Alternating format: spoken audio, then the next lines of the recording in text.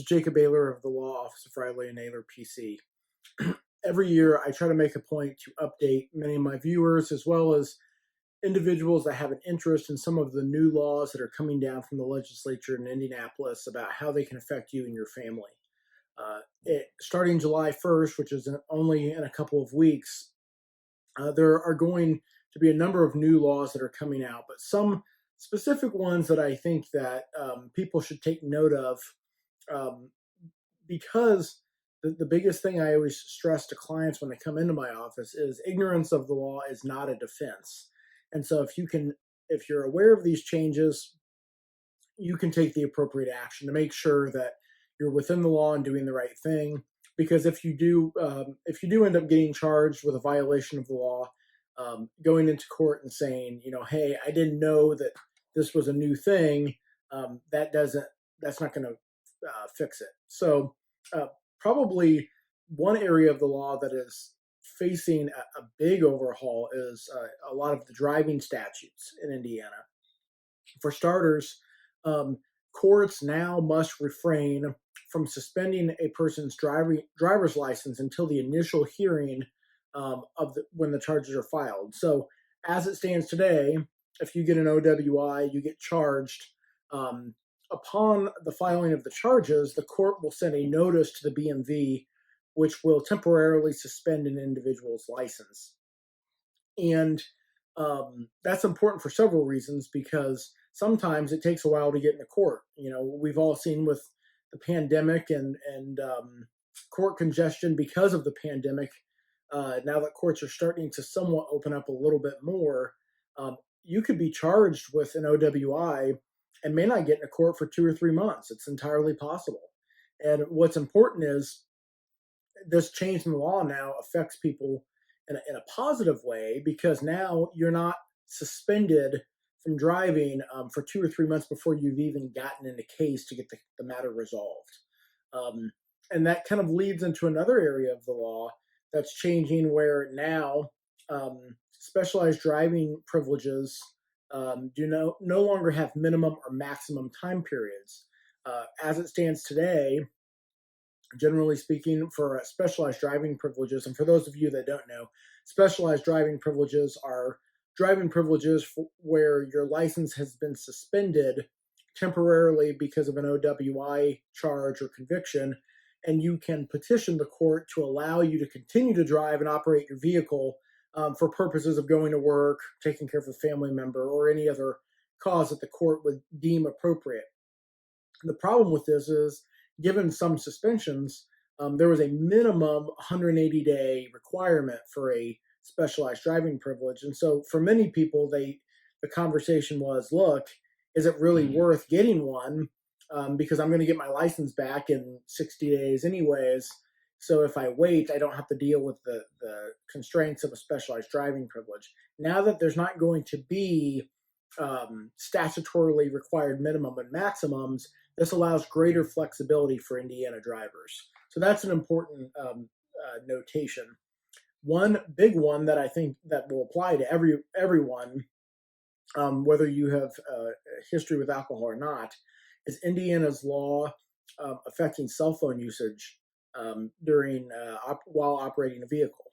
It's important to note this because it's been evident for some time that operating a vehicle while using a cell phone is not a good idea. We've all read the stories and heard the articles about people that have been killed because they were texting and driving. Now Indiana is coming out with a law that actually gives criminal liability. And so what that requires is that if you have a cell phone, you will need to make Bluetooth or hands-free devices available for you.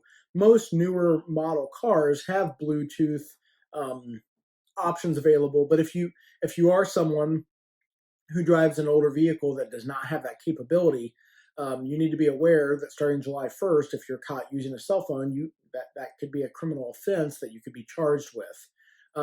There are, of course, going to be defenses. I believe what I've read so far is things like an emergency, if you're reporting an accident, reporting a crime, calling for help, those sorts of things.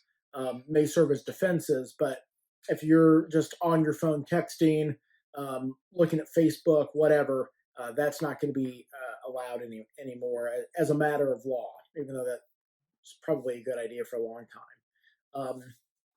Another big issue, and we've seen in the news some tragic stories over the last few years in Indiana of people getting killed because they, aren't yielding to emergency vehicles or stopping for stop arms for school buses. And so the legislature is addressing some of those statutes. For instance, in the past, if you were to ignore an emergency vehicle, you may have been cited for an infraction or received a ticket or something along those lines. But now you can actually be charged as a felon for failure to stop for a emergency vehicle that has its lights activated. And that's important because if you have an ambulance, fire truck, police car, any of those things, if somebody is hurt or killed because you failed to yield, you could be charged with a level 6 felony. That's important because you're not just looking at an annoying fine or fee to pay, but now you're looking at possible jail time, which carries up to 2.5 years in the state of Indiana on a level 6 felony, along with the fact that now you've got, that terrible word associated with your name, felony, which can certainly make employment, background checks a pain. In the past, if you were an adult that received a deferral, you would simply pay a fine, and then there was an agreement between you and the state that as long as you did not pick up any new traffic offenses within a 6-month time period, that ultimately the ticket would be dismissed. In the past, that was not available for juveniles, but now under a new law passed in Indiana, that will be available for people from the ages of 16 up to 18, which is a good thing, because that was something that I generally got calls about, and I always felt bad telling clients that the law didn't allow for that, but now it does.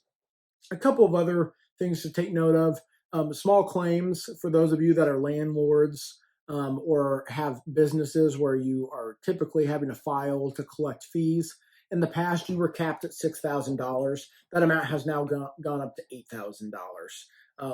And what that does for you is it just allows for you to have more room to ask for damages. I've had clients in the past where they may have filed suit for $8,000 in damages, and the court would just advise them that you're capped at $6,000. Now you're able to ask for more. And lastly, and this is a big one, is we're starting to work towards rehabilitating individuals that have a criminal past, and so our expungement laws are going to be changing a little bit as well. The section of the code for expungements, and for those of you that don't know what that is, an expungement is where you file a petition with the court if you ever were convicted of a criminal offense, or it doesn't even have to be a conviction. If you were charged and then later the case was dismissed, or the state of Indiana decided not to prosecute, this allows you to go in there and have those records sealed so that if you want to go and get a gun permit, or if you want to get your rights to carry a firearm reinstated, or if you're worried about an employer seeing a conviction, you can use these tools to cover up those convictions. Now, Indiana's old expungement law required a 5-year waiting period from the date that the court reduced a conviction from a level 6 felony to a class A misdemeanor. That is now looking like it's going to be a 5-year time period. So it's coming back. It's getting shorter than it was before for that type of situation. And so although there are many other statutes that are changing, many of the calls that I receive at my office have something to do with either a license suspension, OWI, expungement, etc. And so I thought these were some things that individuals should just be aware of. If you have any questions about other new laws that are coming into effect, or just need a little bit more information than what I provided here, please feel free to give my office a call. We're always happy to help. Phone number is 219-866-3435. Thank you.